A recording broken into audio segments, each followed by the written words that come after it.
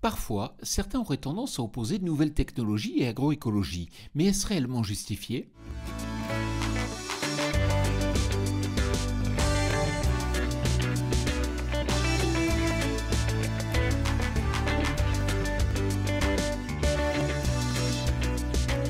Cette semaine, je vous amène à la rencontre de Jacques Mathieu, agronome pour Auxence Conseil. Jacques, pourquoi certains opposent nouvelles technologies et agroécologie?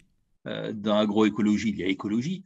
Et donc, on a le sentiment que l'agroécologie euh, vise presque uniquement à la valorisation de la capacité des écosystèmes à fonctionner et qu'en réintroduisant de la diversité, de la biodiversité, en valorisant les régulations naturelles, en améliorant la résilience du sol, on fait de l'agroécologie sans autre outil.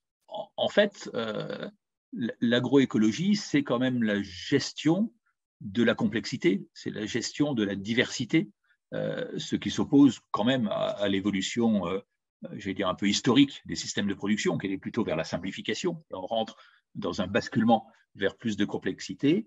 Et les outils technologiques modernes sont des aides puissantes à la gestion de cette complexité ou de cette diversité, à la gestion de la variabilité climatique, variabilité de toute nature. Et donc, par exemple, les outils de la décision permettant d'intervenir à bon escient en limitant les intrants autant que faire se peut, ont une cohérence de fait avec l'agroécologie. Donc, je pense qu'il faut surmonter une vision un peu simplificatrice en disant il n'y a que les régulations naturelles qui jouent dans l'agroécologie et donc on n'a pas besoin de technologies modernes.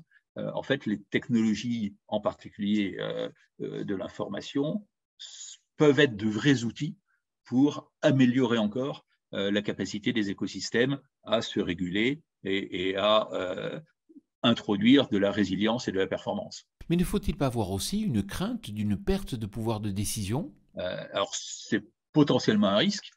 Ça me semble quand même une vision un peu orwellienne et qui n'est pas très réaliste. L'agriculteur reste toujours, me semble-t-il, in fine, le décideur.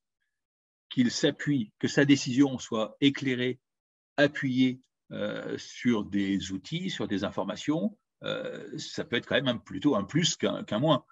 Si on prend un exemple qui est très d'actualité, comme la gestion de l'eau, qu'il y ait dans le sol des capteurs qui donnent à l'agriculteur une information précise sur la capacité du sol à alimenter convenablement les plantes en eau, ou sur peut-être fait-il le moment de déclencher une irrigation, ça me semble être un bon outil de gestion d'une ressource rare et un bon outil qui accompagne la décision de l'agriculteur, qui après, sachant ses capacités d'irrigation, l'état de sa ressource, les contraintes réglementaires, va prendre une décision.